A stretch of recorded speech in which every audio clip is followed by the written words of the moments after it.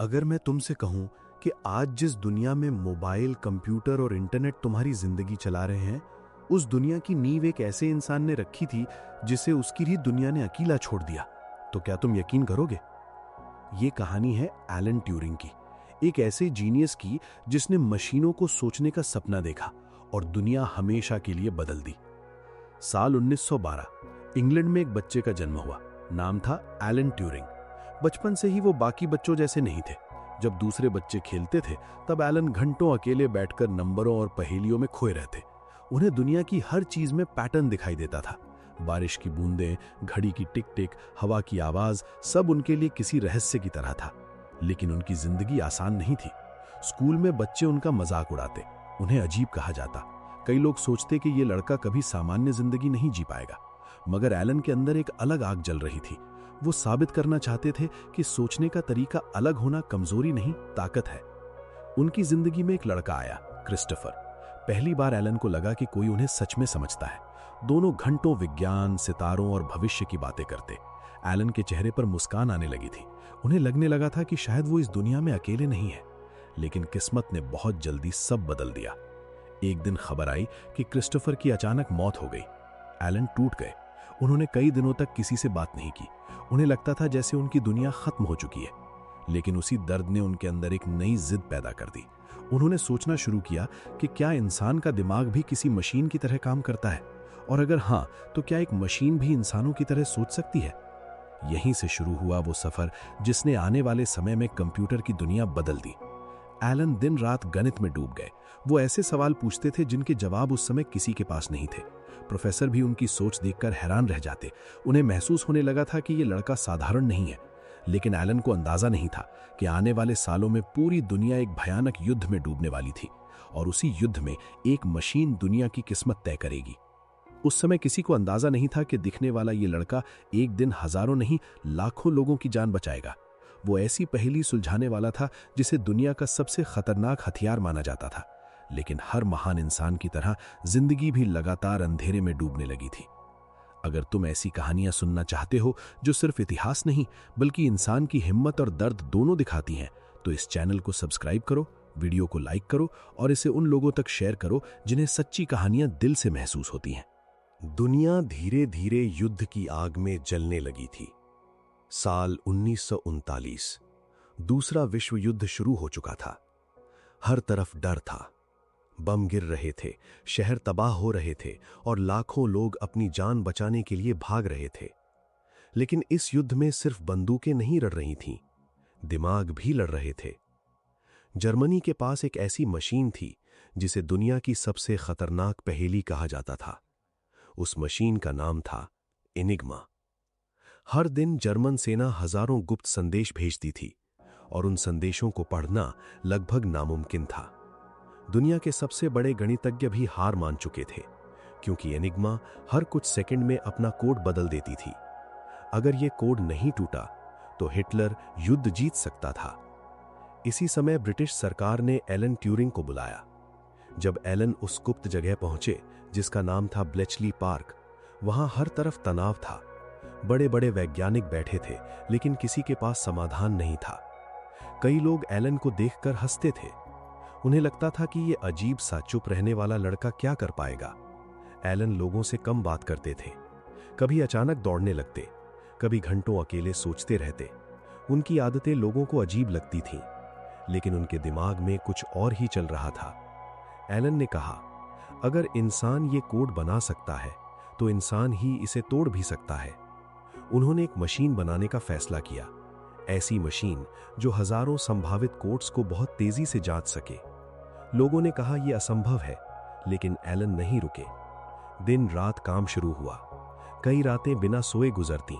कभी machine fail हो जाती, कभी पूरा सिस्टम रुक जाता। ऊपर से युद्ध का दबाव अलग था। हर दिन हजारों सैनिक मर रहे थे। एक रात एलन अकेले बैठे थे। कमरे में सिर्फ मशीन की आवाज गूंज रही थी। उनके सामने क्रिस्टोफर की पुरानी यादें थीं। उन्होंने अपनी मशीन का नाम भी उसी दोस्त के नाम पर रखा था, क्रिस्टोफर। उन्हें लगता था जैसे वो अब भी उनके साथ है। फिर वो दिन आया। मशीन ने पहली बार एनिग्मा का एक कोड तोड़ दिया। पूरा कमरा कुछ सेकंड के लिए खामोश हो गया। फिर अचानक लोगों को एहसास हुआ, उन्होंने कर दिखाया था। अब ब्रिटेन दुश्मन के गुप्त संदेश पढ़ सकता था। युद्ध की दिशा बदलने लगी, हजारों सैनिकों की जान बचने लगी। लेकिन सबसे दर्दनाक बात यह थी कि दुनिया को पता भी नहीं था कि यह सब किसने किया। एलन और उनकी टीम का काम पूरी तरह गुप्त रखा गया। वे हीरो थे, लेकिन बिना नाम के। कई बार एलन को पहले से पता होता कि दुश्मन हमला करने वाला है, लेकिन सरकार हर बार लोगों को नहीं बचा सकती थी, क्योंकि अगर जर्मनी को पता चल जाता कि उनका कोड टूट चुका है तो सब खत्म हो जाता। एलन अंदर से टूटने लगे। उन्हें महसूस होता था कि वो लोगों को मरते हुए जानते हैं, लेकिन रोक नहीं पा रहे। फिर भी उन्होंने काम जारी रखा, क्योंकि उन्हें पता था अगर वो रुक गए तो शायद पूरी दुनिया अंधेरे में डूब जाएगी। एनिग्मा का कोड टूट चुका था और धीरे धीरे युद्ध की दिशा बदलने लगी थी। लेकिन दुनिया अब भी उस इंसान का नाम नहीं जानती थी जिसने हजारों नहीं लाखों लोगों की जान बचाई थी। एलन ट्यूरिंग अब सिर्फ गणितज्ञ नहीं रहे थे, वो भविष्य को जन्म देने वाले इंसान बन चुके थे। युद्ध खत्म होने लगा, सड़कों पर लोग जश्न मना रहे थे, सैनिक घर लौट रहे थे, अखबार जीत की खबरों से भरे हुए थे। लेकिन ब्लेचली पार्क के अंदर काम करने वाले लोगों को सख्त आदेश था कि वे कभी किसी को ना बताएं कि उन्होंने क्या किया है। एलन भी चुप रहे। वो जानते थे कि अगर सच बाहर आया तो पूरी दुनिया समझ जाएगी कि दुश्मन के कितने रहस्य पढ़े गए थे। इसलिए वो हीरो होकर भी गुमनाम बने रहे। लेकिन उनके दिमाग में अब एक और सपना जन्म ले चुका था।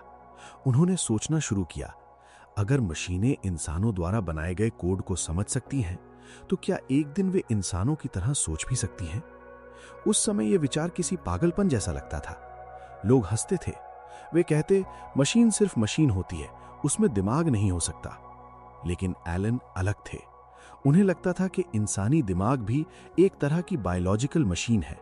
अगर इंसान सोच सकता है, सीख सकता है, फैसले ले सकता है, तो शायद मशीन भी ये सब कर सकती है।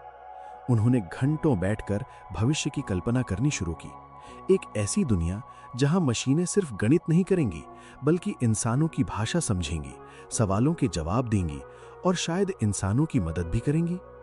उस समय किसी ने उनकी बातों को गंभीरता से नहीं लिया, लेकिन एलन वे दुनिया को एक ऐसा सवाल दिया जो आने वाले 100 सालों तक टेक्नोलॉजी की दिशा बदलने वाला था। क्या मशीन सोच सकती है? यहीं से आर्टिफिशियल इंटेलिजेंस की शुरुआत हुई। आज दुनिया जिस एआई, स्मार्टफोन, चैट सिस्टम और इंटेलिजेंट कंप्यूटर्स पर चल रही है, उसकी पहली नींव उसी इंसान ने रखी थी। एलन ने एक खास टेस्ट बनाया। उन्होंने कहा कि अगर कोई मशीन इंसानों की तरह जवाब दे सके और सामने वाला ये पहचान ही ना पाए कि वो इंसान से बात कर रहा है या मशीन से, तो इसका मतलब मशीन सच में सोच सकती है। बाद में पूरी दुनिया ने उसे ट्यूरिंग टेस्ट कहा। लेकिन जितना बड़ा उनका दिमाग था, उतनी ही अकेली उनकी जिंदगी होती जा रही थी। एलन लोगों से खुलकर बात नहीं कर पाते थे। वो बहुत शर्मीले थे। कई बार अचानक चुप हो जाते, कभी घंटों अकेले बैठकर सोचते रहते। उनके अंदर अब भी अपने पुराने दोस्त क्रिस्टोफर की यादें जिंदा थीं। उन्हें हमेशा लगता था कि दुनिया उन्हें समझ नहीं पाती। फिर उनकी जिंदगी में वो दिन आया जिसने सब कुछ बदल दिया।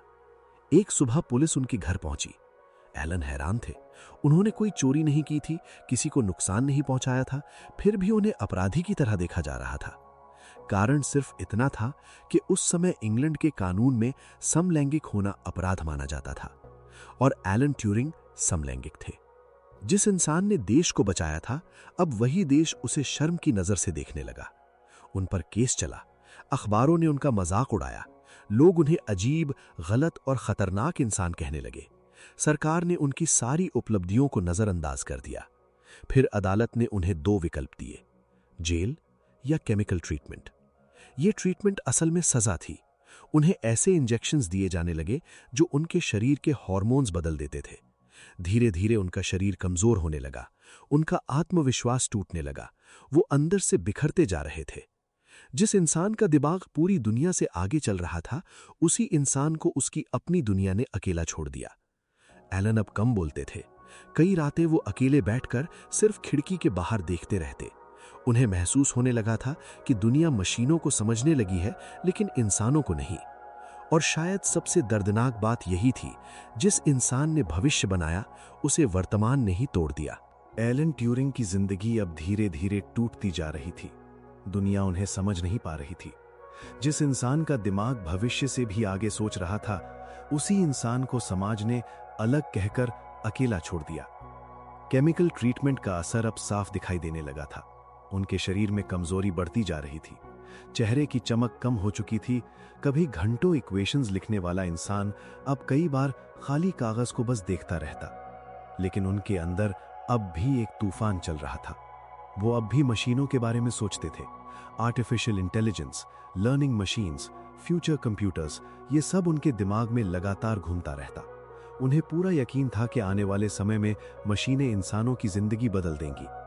एक दिन उन्होंने अपने दोस्त से कहा, एक समय आएगा जब इंसान मशीनों से बात करेगा और उसे महसूस भी नहीं होगा कि सामने इंसान नहीं है। उस समय ये बात साइंस फिक्शन जैसी लगती थी।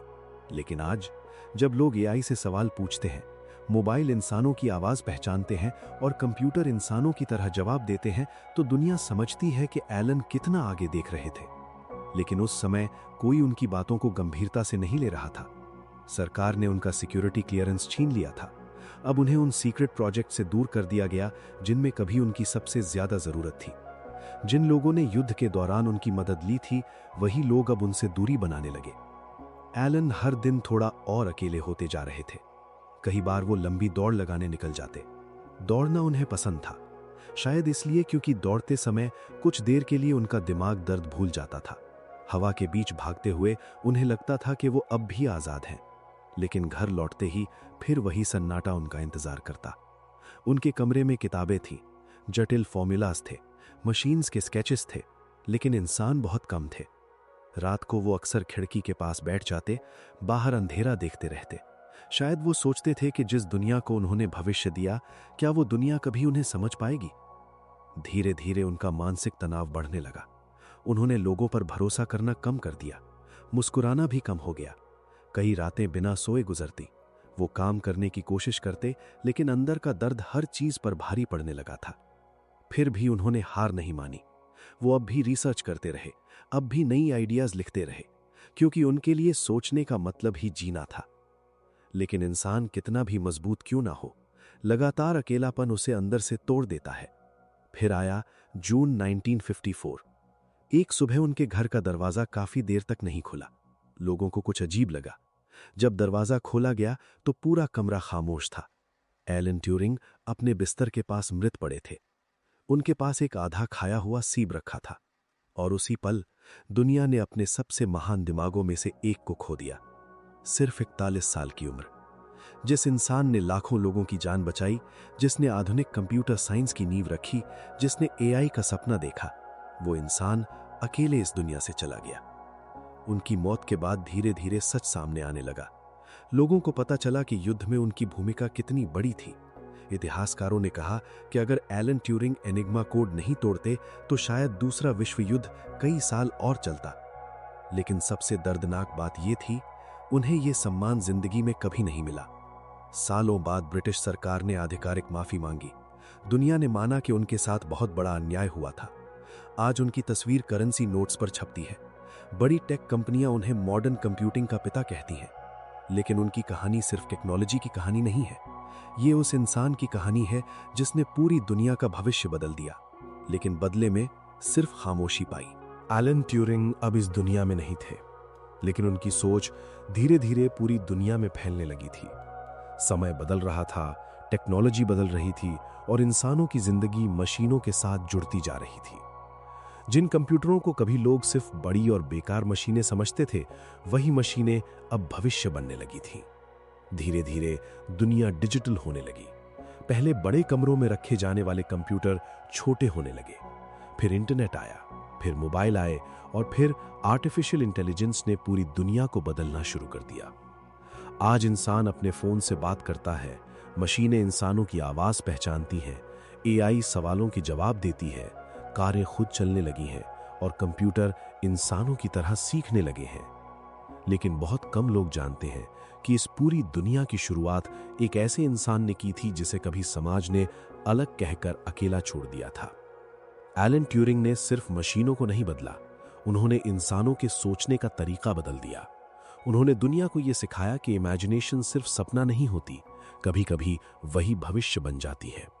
लेकिन उनकी जिंदगी का दर्द आज भी लोगों को अंदर तक हिला देता है।